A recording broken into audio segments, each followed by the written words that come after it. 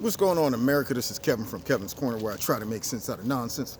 And let me tell you, man, Joe Biden, you know, sleepy, slimy, sloppy, creepy, slippery, sleazy, slutty. Let's see what else I can come up with starting with an S. But anyway, you know who I'm talking about. Creepy, sloppy, slimy. Joe Biden must have the worst damage control people out there, period. Between him and also pencil neck Schiff with the bug eyes. So, our latest impeachment gossip. Pencil neck is now trying to do damage to save his own sleepy, slimy, sloppy self, too. He decided that we no longer have to hear from this important whistleblower.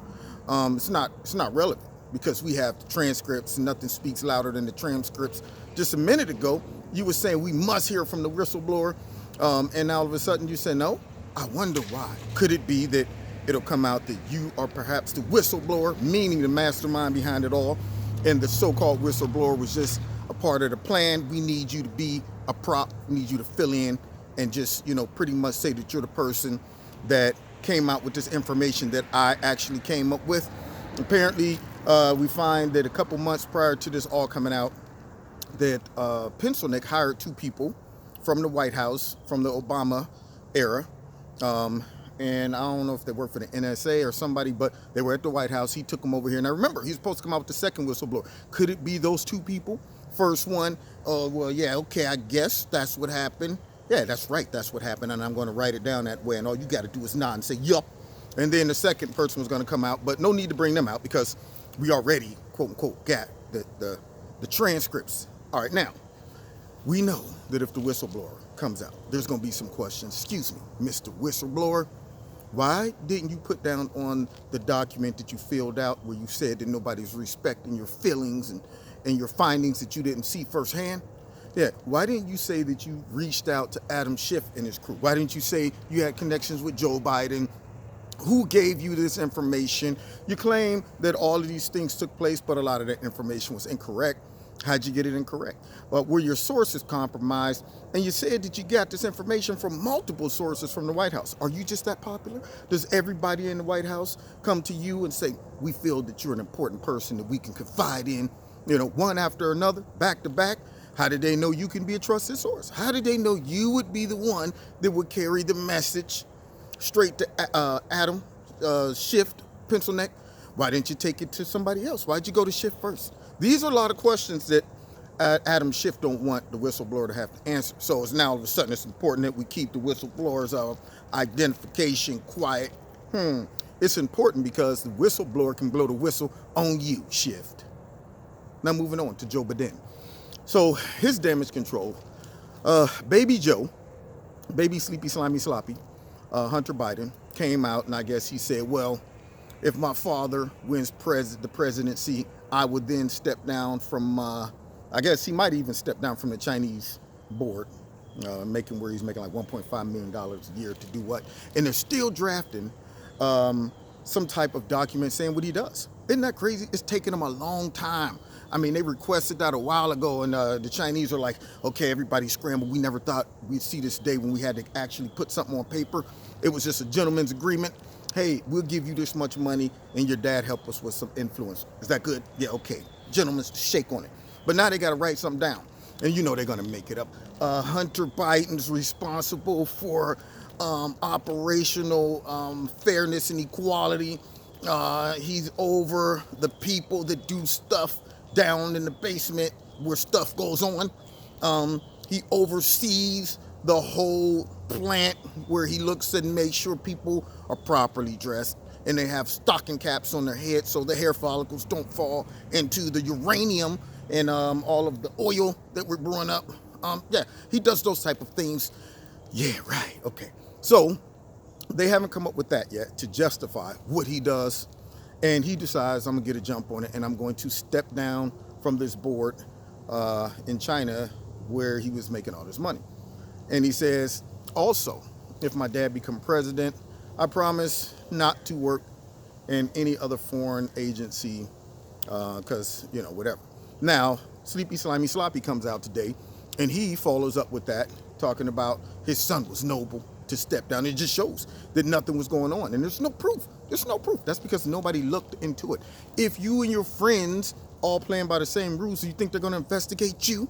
Huh? All we got to do is just ask Keith Ellison about that. Where Keith got a little mad because his woman didn't get up and take the trash out. He was on his way to work. He's going to sleep in all day? Well, yeah, I mean, I'm tired. I had a late night. Oh, you had a late night, huh? So Keith the only one getting up, going to work? Now I need you to take the trash out. Okay, I mean, I'll get it, when I get up. Oh, no, see, now you're going to get it right now. Well, Keith, why you going to get out this bed? You going to get out this. Now go on, take the trash out. But yet, when the DNC decided we're going to investigate it, she went straight to the hospital. Keith beat me up. Hey, all this, you see, all you got it documented. No. See, the DNC didn't want to know about that. No Me Too, no step down, none of that stuff. We're going to have an internal investigation. Internal. So you mean your friends are going to investigate you? Yep. Nothing here. Everybody good? Okay, nothing to see. So Joe was, they didn't find nothing wrong, but it just shows that Hunter's a stand-up kind of guy because he's willing to step down. No, what it shows is Hunter also knew that it looks really, really bad that you are on the board of these questionable companies and your dad was the vice president. And then Joe Biden has the nerve to say, well, yeah, we're going to sign legislation that prevents people in office having their kids work for other companies. And I'm thinking, okay, wait a minute. If you're signing it now, or you're putting this bill out now, does that mean what you were doing was wrong? It just became wrong? That's what you're saying? You don't backdate it. No, well, it was good for me, but it's not going to be good for anybody else moving forward unless you're recognizing that there's something wrong with it. It's like the guy that wants to give you a discount, but after another company comes in and undermines you. Why don't you give me the discount up front? Yeah, I go over and I say, how much is this car going to run? Oh, it's $23,000. Oh, man, that's a little tough. I'm going to go down the street. They got one just like it. I come back. The one down the street is $21,000. Well, I'll tell you what, hold on for a second. Come back. I could get this one for 19. Why didn't you give it to me when I first asked for 19, huh? Yeah, you knew you had the wiggle room in there. See, so it shows me that you were playing games the first time, all right? You didn't mean it, all right? Well, Joe Biden and his new proposal about kids working in that field, and, when your father or mother's in office, you don't mean that. Yeah, you're sitting back. If you meant it, you would have did it right the first time. So if it's wrong then, it should be wrong now. That would mean Trump had a legitimate reason to question wrongdoing in your dealings with Ukraine and with China. And I don't see why this is so hard. I don't see why people are constantly getting on TV saying things like, well, it's not right that he would have someone from another country look into his opponent, his political opponent, is messing with our voting and our democracy. And I'm like, he's not talking about politics. He's not talking about Joe Biden in the context of he's my political opponent. I can't stand when they say it. He's talking about corruption. So if Joe Biden was a part of that corruption, that's a legitimate request. I don't understand why we just can't get this right. And the Democrats know that. That's why they always focus on adding their little twist to it to make it seem like President Trump was talking about, I need you to dig up some dirt on Joe Biden because he's a, formidable opponent and I need to take him down. Has nothing to do with Sleepy Sloppy Slimy running for president because he wasn't going to beat the president anyway. It has something to do with corruption. Re-corruption. But sure, yeah, Grease reference. I had to slide that in. Anyway, Grease 2, by the way. We're gonna bowl tonight. You know the songs. Let's do it for our country. The red, white, and the blue. Anyway, back to my point. So that's the latest impeachment gossip that's going around. We're gonna see how this all pans out. But I know one thing. I would not allow them slimy, dirty, nasty, funky, disgusting, dirt stained, doo-doo stained, pee-pee pants wearing Democrats to continue this debacle. I would not agree to anything they asked for. I wouldn't take the vote. That's all I'm saying. Take the vote. Let's do it the right way so we can call some people. I want to talk to some people too. That's what I'd be saying. Oh, you get to have all the fun behind closed doors? Come out, slide out your narrative. Well, the person we interviewed said some things. It was pretty bad. Like what? Well, they said that Trump did make the call, and that's important. Well, in what context? The point I'm trying to make, he made the call. Okay. See, they're doing things undercover. Their undercover impeachment is not going to work. It's not going to fly well in the face of the Americans that voted for Trump. So you just mean to tell me you just trust us? We're doing the right thing. We're going to go ahead and impeach him, and then later on we'll tell you why we impeached him. Yeah, try throwing that out at the American public, the 60,000 plus people who voted for the president. Or you think we're just going to sit back and be like, well, I trust you Democrats. It don't seem like you have a motive, even though you've been saying impeachment since he won.